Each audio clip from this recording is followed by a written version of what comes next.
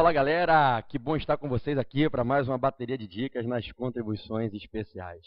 Bom, a partir de agora eu começo a falar contigo das contribuições especiais em espécie. Aqui já é o quarto rol de dicas sobre contribuições especiais. E nesse bloco eu quero falar sobre a contribuição de iluminação pública. Vocês se lembram daquelas 4 espécies de contribuições especiais, não é? Contribuições sociais, contribuições profissionais, contribuições de intervenção do domínio econômico e contribuições de iluminação pública, certo? Em 88, existiam só 3: contribuições sociais, contribuições profissionais e contribuições de intervenção no domínio econômico. Foi com a emenda 39 de 2002 que se criou na Constituição um artigo novo, o artigo 149, dígito A, e se passou a incluir uma 4ª espécie de contribuição especial, a CIP, Contribuição de Iluminação Pública.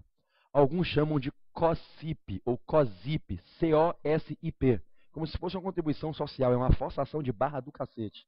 Contribuição social de iluminação pública. O que é a CIP? Chamada também, ao meu ver, equivocadamente de COSIP. O que é a CIP COSIP? É uma contribuição que tem como finalidade arrecadar recursos financeiros para financiar o sistema de iluminação pública nas vias públicas da cidade.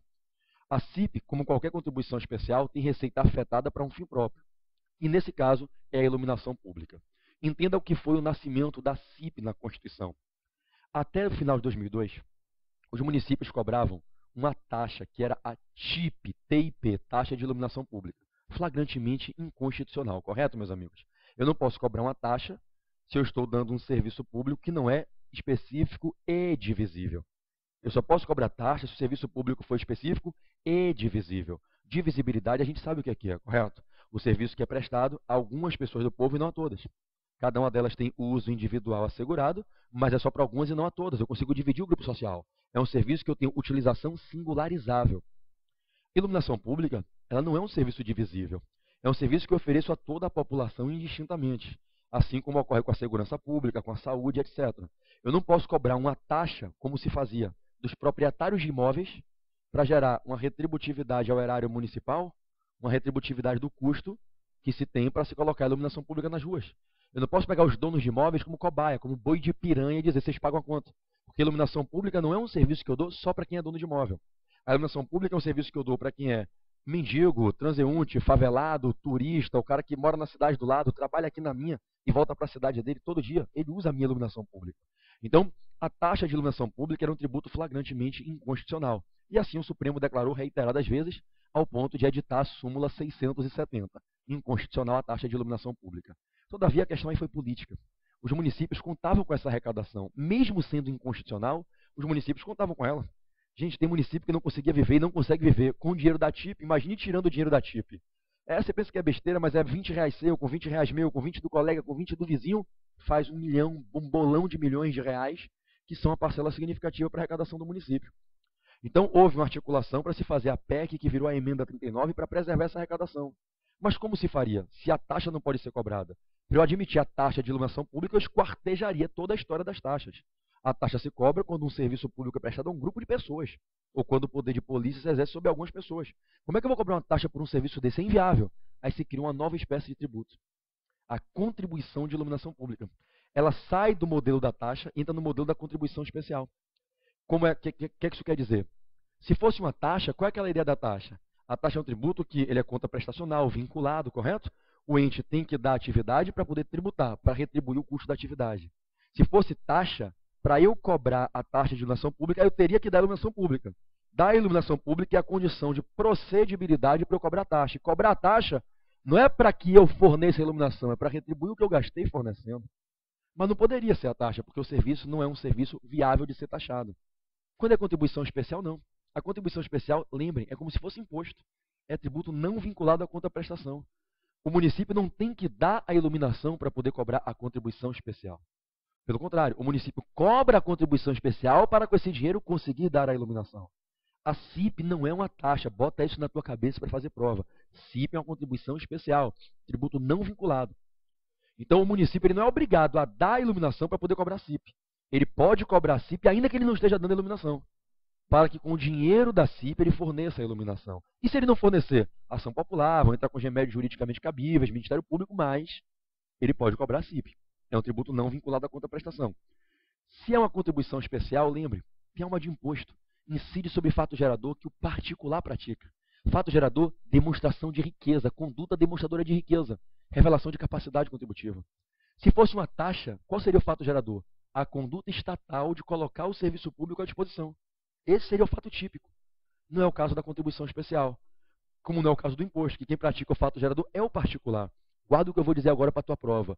Qual é o fato que gera a obrigação de pagar a contribuição de iluminação pública? Não é o município botar a iluminação pública na rua. Botar a iluminação pública na rua é a finalidade para a qual se idealizou a CIP. A CIP é idealizada para gerar um dinheiro para custear a iluminação pública. A iluminação pública é a consequência e não a causa do tributo. A CIP incide sobre o fato gerador consumo de energia elétrica. Eu agora estou aqui no estúdio do curso Fórum. Né? E aqui no estúdio do curso Fórum, eu estou aqui consumindo energia elétrica. Esse é um fato típico. Por esse consumo de energia elétrica, nós aqui do curso Fórum vamos pagar contribuição de iluminação pública, com um X% em cima da fatura de energia elétrica. Então, na prova, qual é o fato que gera a obrigação de pagar a CIP? Consumir energia elétrica. Esse é o fato gerador, consumo de energia elétrica.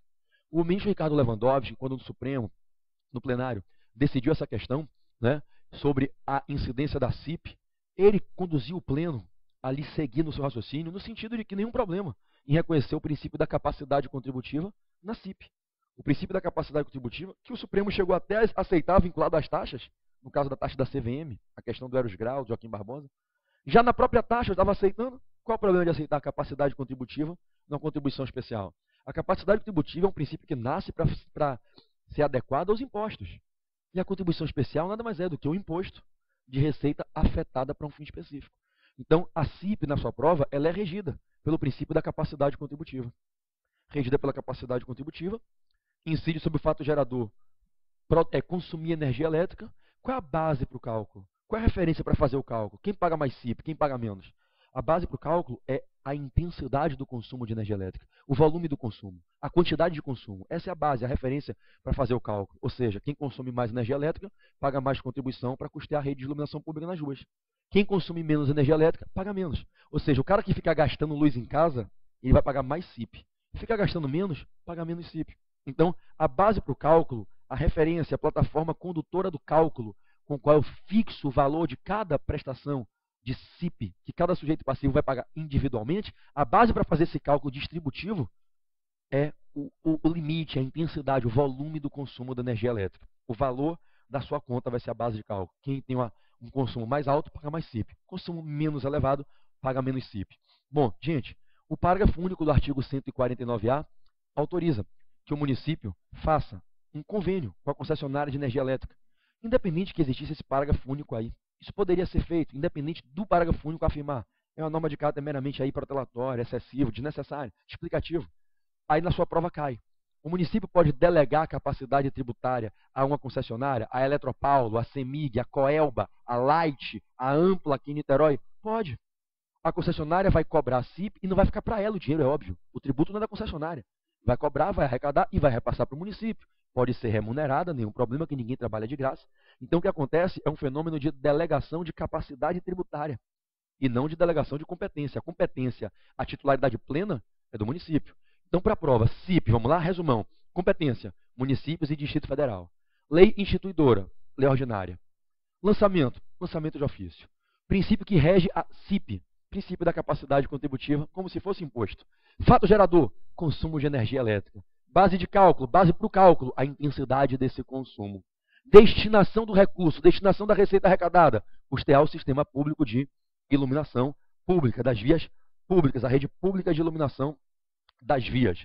Bom, essas são. E possibilidade de cobrança através de concessionária? Pode, cabe. Pode fazer a delegação de capacidade tributária, de fiscalização, arrecadação, mas a competência é do município, ok? Essas são as minhas dicas para vocês sobre contribuição de iluminação pública. Se lembrem, gente, não vai dar mole, hein? Taxa de iluminação pública é inconstitucional. Contribuição de iluminação pública, depois da emenda 39, pode, constitucional. Queria registrar aqui meu abraço enorme, fraterno, no coração do meu querido amigo, professor Cláudio Carneiro. Um dileto companheiro, um amigo especial, a gente tem uma amizade muito fraterna. Meu irmão Cláudio Carneiro, confirmando aí comigo, né? Uns livros que ele me cedeu agora para eu sortear aí no Facebook para a galera. Não sei se quando você estiver vendo essas dicas, eu já fiz o sorteio.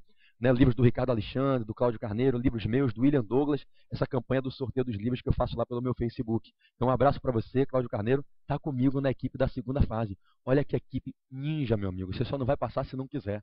Ricardo Alexandre, Pernambuco. Marcelo Gurgel, São Paulo. Pedro Barreto, Bahia. Cláudio Carneiro, Rio de Janeiro. Estamos já confirmados também com Anderson Madeira, Rio de Janeiro. Né? Uma galera aí de doutrinadores, um grupo forte. É a melhor equipe do Brasil, gente, sem desmerecer ninguém. Vem fazer segunda fase com a gente, deixa a gente dar a tua carteira. Essa matéria é linda. Beijo no seu coração.